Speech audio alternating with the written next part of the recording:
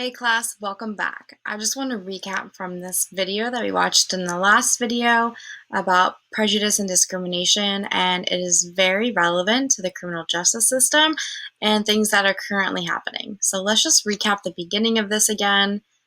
In February 1999, four New York City police officers were on patrol in the Bronx when they saw a young black man standing on a stoop. They thought he looked suspicious.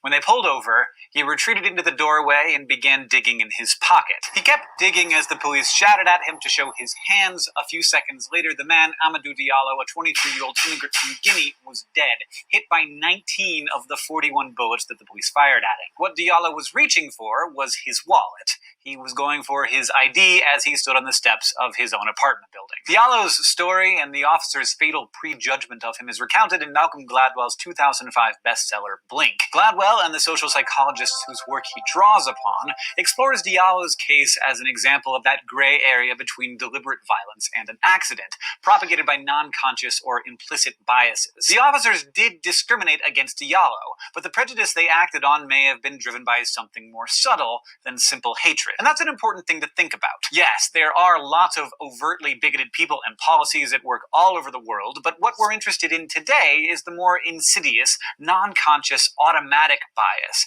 and how it can affect our behavior. I want you to think of that in terms of current events today. What has recently happened in the news that you could relate this topic to, the prejudice and discrimination in the criminal justice system? I believe that multiculturalism and diversity are important to our society today. Can you recall recent events that involved prejudice and discrimination? I want you to reflect on the YouTube video we just watched. In a Google Doc, go ahead and answer these following questions as you reflect. How is multiculturalism and diversity relevant to today? Give some examples and be specific. Also, do you think there is prejudice and discrimination in your local town? And does the criminal justice system hold prejudices or discriminate?